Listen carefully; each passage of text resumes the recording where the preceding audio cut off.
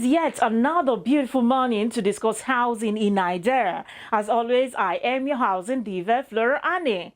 Housing delivery and infrastructure development are fundamental necessities for economic growth of any nation. However, the provision of these essential services on the required scale to meet demand remains problematic for most countries and governments worldwide. Lack of adequate supply of housing and infrastructure project finance has been identified as a major obstacle to such development. Studies have shown that existing conventional finance and banking structures are unlikely to provide adequate funding streams necessary to address the acute shortage of housing and infrastructure, particularly in developing countries. What is the way forward? We shall be discussing these and more pressing issues today on the program. But first, let's see the news making rounds in the sector. I'll be back.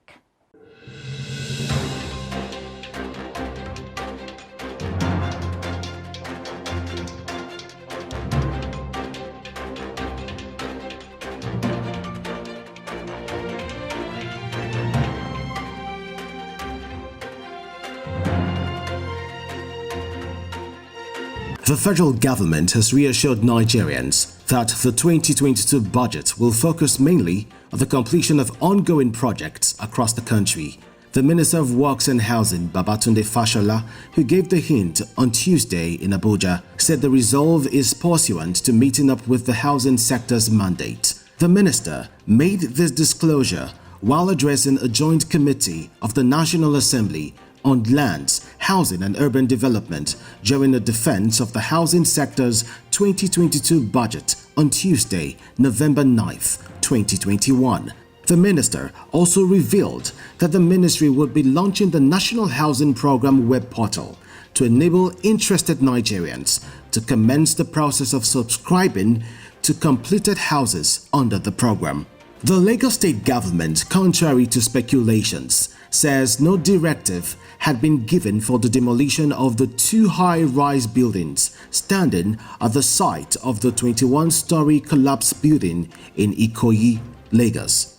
The state's Commissioner for Information and Strategy, Benga Omotosho, who disclosed this in a statement, said that the panel of inquiry instituted into the collapse of the building had continued to sit and an integrity test on the two buildings is yet to be conducted. He added that it was therefore wrong to assert or speculate that the buildings would be demolished. Omotosho said two more bodies had been recovered from the site, which brings the number of bodies retrieved to 45.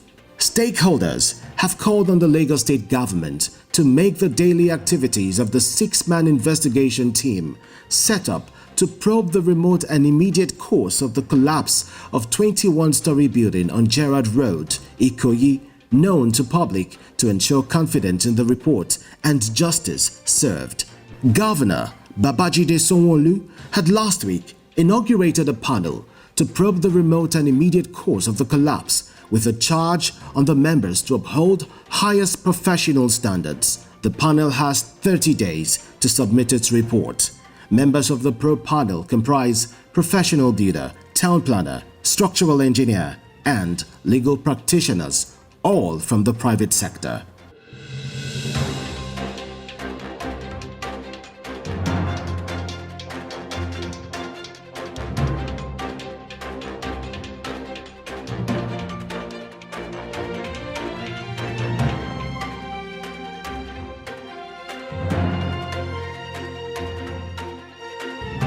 You can visit www.africanhousingnews.com for more housing, finance, and construction news.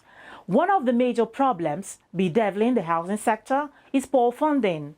The few available houses are built with funds either privately sourced or those obtained from banks as loan. The problem has made the built houses to be well above the means of millions of ordinary Nigerians, since each developer expectedly puts such houses for sale, rent or lease at a cost that will reflect the investment he has poured into building it. The next report seeks to evaluate the potential of Islamic financing products and services to contribute to housing and infrastructure finance. In recent years, Islamic finance has experienced exponential growth throughout the world, including Muslim minority countries such as the United Kingdom, Luxembourg, Hong Kong, and South Africa. Total Islamic assets across all sectors of banking, sukuk funds, and takaful was estimated to be valued at $2.44 trillion in 2019, IFSB Stability Report 2020. Islamic financial assets enjoyed an impressive compound annual growth rate of 21% between 2007 and 2010, a growth rate that far exceeds that of the conventional financial industry. In Nigeria and Africa at large, Islamic finance is still on its infancy stage, but it's exponentially gaining ground as a viable alternative and a complementary service to conventional finance services for the development of housing and infrastructure. The Housing Development Team had a chat with industry financial experts interested in advancement of Islamic finance ecosystem to share experience, knowledge, and identify opportunities leverage Islamic finance and how it can help the builder, developer, and real estate businesses. Speaking on the importance of Islamic finance on infrastructure in Nigeria, His Royal Highness Muhammadu Sanusi II, 14th Emir of Kano and former Governor of CBN, shared his views on Islamic finance. The continent has caught on to Islamic finance as an alternative form for financing infrastructure. We will just look forward to more and more regular sukuk issuances across different dispensations so that we can have proper yield curves and move beyond sovereign to subnational level and to corporate sukuk. His Excellency Senator Abubakar Atiku Bagudu, the Executive Governor of Kebbi State, shared his views with the Housing Program team about Islamic finance and infrastructure financing. I think any opportunity that broadens the offering to finance infrastructure finance on a sustainable basis on the African continent is a very important one. So I'm quite delighted. This is a growing field that we can embrace and do better in. Also, the team had a talk with financial industries experts to throw more light into how Islamic financing can be used to develop infrastructure in relation to real estate, building, and construction. Islamic finance represents really a pool of capital. If you think about the supply and the demand of capital, what you speak to is a need for capital, for example, in this case, for housing. And then the question then is, where's the supply for that capital going to come from? And Islamic finance represents a potential pool. Interest rates at the moment have skyrocketed, and it's made mortgage, because that is the usual way of financing housing, through mortgages. Mortgages has become so expensive that it's extremely difficult to meet the payments. Islamic finance, because it works in a way that it's sharing of profits rather than interests, would definitely make the housing sector thrive, because it's going to make it more affordable. Islamic finance is more or less very cheap finance, because there's an element of risk sharing involved in it. So it gives developers the opportunity to get a cheap financing in which the investors will share the risk with them. So it's a very, very good instrument for housing, and I think developers should leverage this instrument. The growth of Islamic finance in real estate financing is interesting and exciting. The potential to further develop the sukuk Islamic bonds market with real estate as the onlining tangible asset remains, as does the potential to develop a more mature takaful market, being a cooperative structure alternative to the insurance market.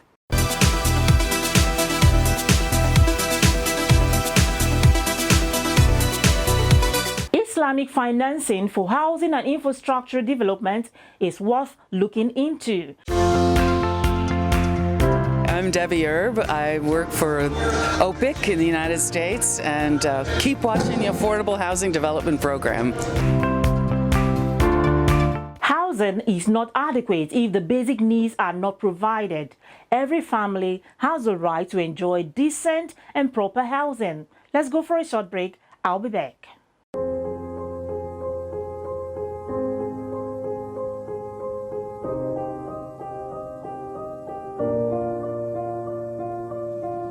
Bungalow City is a 8,000 affordable housing unit project developed by Brains and Hammers. It is situated along the Kubwa Expressway in the Federal Capital Territory. This project is broken into phases. The phase 1 of the project has 1,000 housing units that are completed or at different phases of completion. The second phase of the project is made up of 1,250 housing units, broken into 2 bedrooms and 3 bedrooms. This second phase is fondly called the Mega City and is fully facilitated and supported by the Federal Mortgage Bank of Nigeria. The partnership between Federal Mortgage Bank of Nigeria and Brains and Hammers speaks to the credibility of not just the company, but how far we've come in providing affordable houses for Nigeria.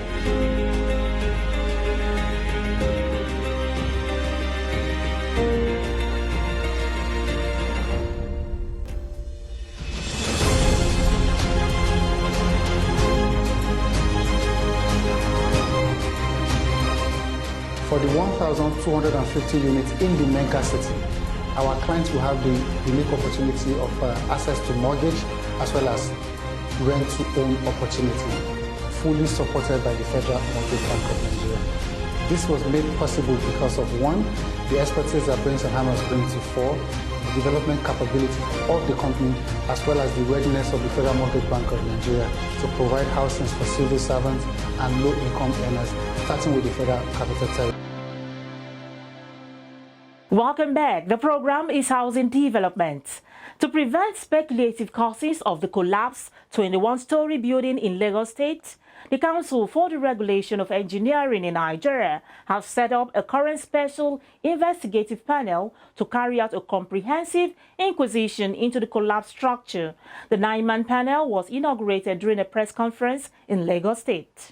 Following the collapse of the 21-story building in Ikoyi, Lagos State, the Council for the Regulation of Engineering in Nigeria, COREN, has inaugurated a 9-man inquisition panel to investigate the root causes of the collapsed structure. This is according to Section 1 of the Engineers Registration and Amendment Act 2018 that empowers COREN to investigate engineering failures. The president of COREN, Engineer Ali Rabiu, stressed that the aim of the panel is to prevent speculative causes of the collapse. It's definitely an engineering failure. It's an engineering infrastructure and it's an engineering failure. So we are acting in line with our act to get the remote causes, technical of course, why this building came crashing. We must make sure that the recommendations arising from the work of this panel will be implemented by the government. The panel is expected to carry out a comprehensive inquisition into the remote and immediate causes of the collapse, gather, record, and analyze all relevant engineering data available on site, and confirm contractors' compliance to Lagos State's building laws. The committee is also expected to find out the level of involvement or otherwise of practitioners on the project leading to the collapse, carry out an integrity test on the 2 standing towers at the site of the collapse, and any other matter incidental to the earlier stated terms of reference. The panel, which has been given 6 weeks to conduct a thorough investigation into the causes of the collapsed structure, has Judge Okoroma, the president of the Association for Consulting Engineering in Nigeria, as chairman. Okoroma assured that the panel would consider all the technical issues concerned to ascertain the real cause of the collapse. What we're going to do is do the investigation on the soil of that environment. That's one. And then, of course, look at the design that was done ab initio, and then confirm whether that is actually in line with what this soil can carry. Other members of the panel are Bumi Ajayi, a town planner, Buki Ejomi, an architect, 3 fellows of the Nigerian Society of Engineers, Victor Yenuga, Eddie Atumoyogo, Ibikunle Ogunbayo, and other 3 members of NSE, including Nurain Sulaiman, Will Beresibu, and Tomide Akinawa. It is expected that the outcome of the investigation would put an end to all forms of speculations on why and how a structure of that magnitude collapsed, and the recommendations from the panel will be implemented by the government. We do hope that the outcome of the investigation will put an end to all forms of speculations on why and how a structure of that magnitude came down crashing. Meanwhile, the president of Real Estate Developers Association of Nigeria has called for effective use of professionals and regulations in the built industry following the collapsed 21-story building in Ikoyi. I first and foremost commensurate with the family of the victim that lost their life in the building collapse. And I equally commensurate with the Lagos State government on this tragedy. I believe, as the Lagos State governor said, it is a national tragedy. It is really a national tragedy. And nobody is hoping for this kind of thing to happen again. I equally commensurate with those who were in the hospital for their quick recovery. This is what I have to say for this. But I believe we can avoid this in so many strata. First, the professionals in the built industry, we real estate developers, we make sure we collaborate with all the professionals in the building industry. And we have been doing this as it's stated in our code of conduct to operate as a real estate developer.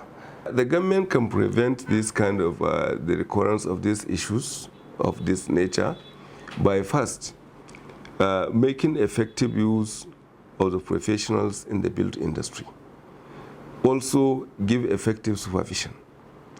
Then the last one, which is most important, there shall be a regulation on the bill. Just as we, the Real Estate Developers Association of Nigeria, presented a bill in the National Assembly calling for the regulation of the sector. There is nowhere in the world you find real estate is being just porous like Nigeria. We must have a regulation that regulates us, and that is what we are calling on. We try on our own way to be able to differentiate those people that are quacks in the built industry who doesn't adhere. As long as you have the money and you are not operating in accordance with the rules of the game, we believe you are a quacks, because quackery means that you are a deviant person. And that is exactly what we are calling anybody who is operating without the basic necessity of what it takes for you to be a developer. He is a quack as far as we are concerned. And we call on the general public not to patronize those kind of people. So that's why we say the government can prevent this recurrence, because if the government will be able to provide an enabling laws that govern and regulate this industry. And that is what we are calling for. I sincerely want all our estate developers to be compliant with the extant rules and regulations of the states where they operate. And also, they should make sure that in each of their profile, as stated, there is no building without the supervision of the professional bodies to ensure standard of that building.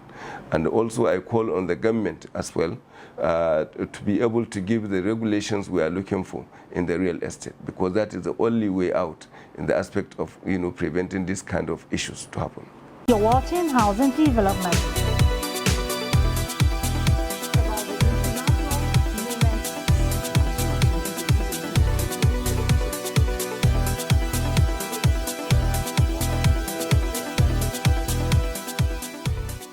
You're watching Housing Development. For the purpose of providing affordable housing for Nigerians, as well as to provide efficient management of resources in the built industry, Pan-African finance institution Shelter Afrique recently signed a memorandum of understanding with the Nigerian Institute of Quantity Surveyors. Our correspondent covered the signing of the MOU. The Pan-African Finance Institution, Shelter Afrique, has signed a Memorandum of Understanding with the Nigeria Institute of Quantity Surveyors, NIQS, recently for the purpose of providing affordable housing for Nigerians, as well as to provide efficient management of resources in the built industry. The president of NIQS, Mohammed Abator, said NIQS is collaborating with Shelter Afrique in order for their members to participate in capacity building process and programs, and to ensure that once funds are disbursed towards the site, there must be efficient and effective utilization of these funds. The benefits is not only for quantity surveyors or NIQS, but for the whole country. Now, issues about housing development is not only about funding.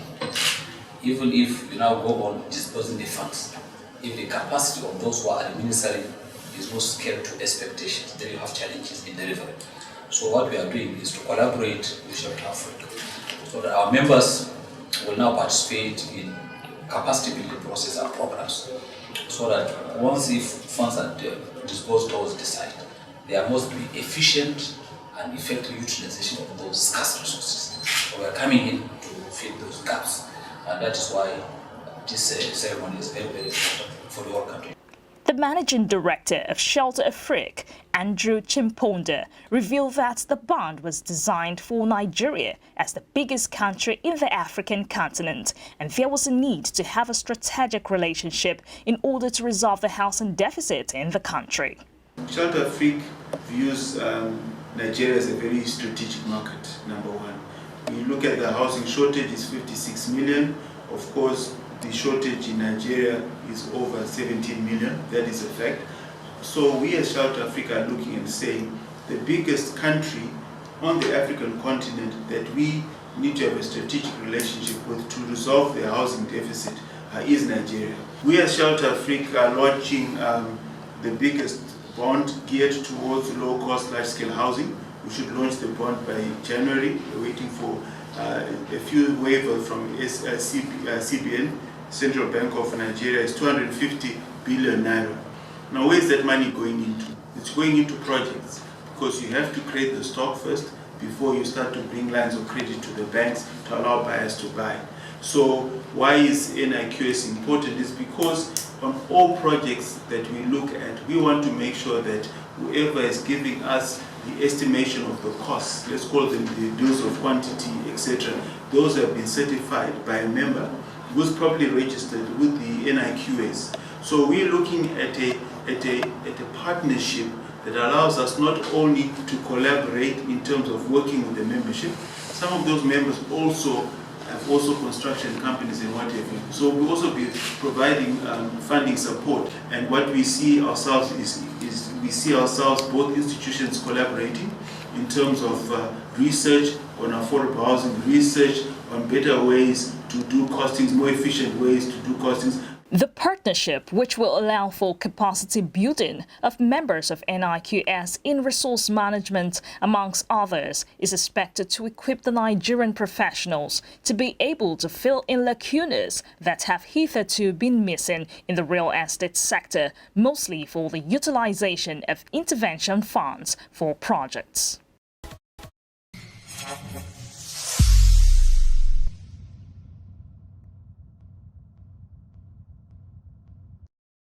The Association of Facilities Management Practitioners of Nigeria is set to hold a continental conference where seasoned speakers will share insights on how facility management can be an enabler to support the growth and development of our economy. The president of the association will speak more.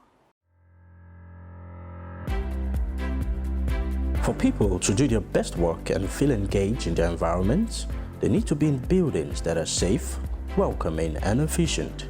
Facilities management has a hand in everything that surrounds the people in facilities and on the grounds. Where they work, play, learn and live should be comfortable, productive and sustainable, which is why facility managers are important.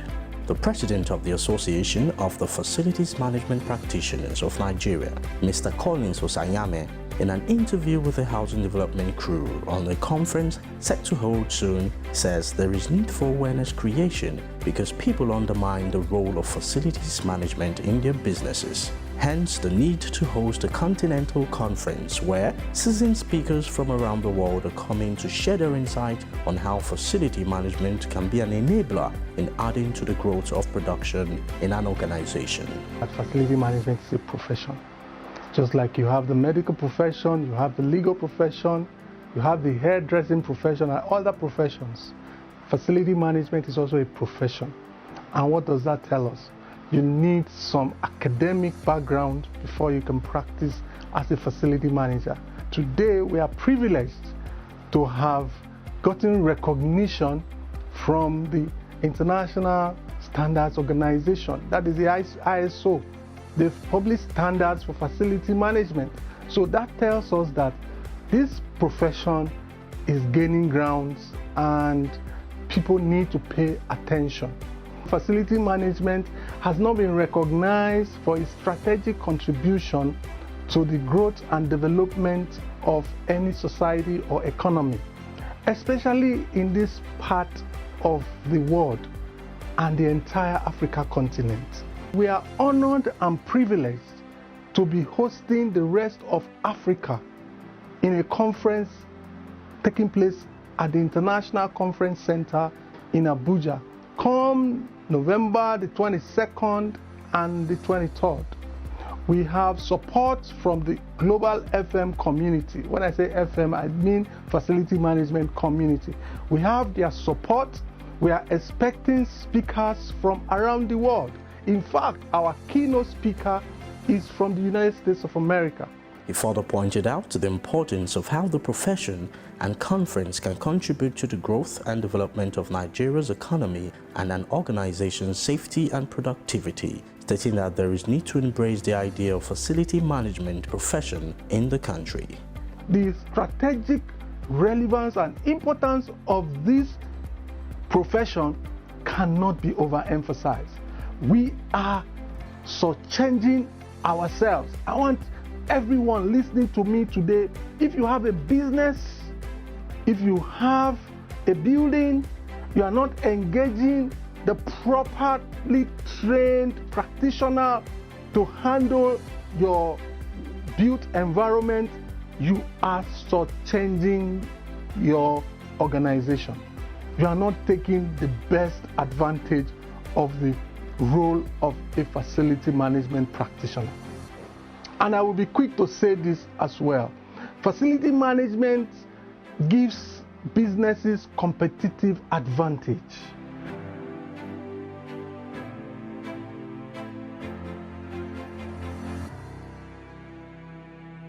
And that is it on housing development today. Join me next week for another informative episode. Until then, do well to watch Housing Development Program, different episode on the YouTube channel, Housing TV Africa. Don't forget to subscribe. I remain your Housing Diva, Flora Annie. See you soon.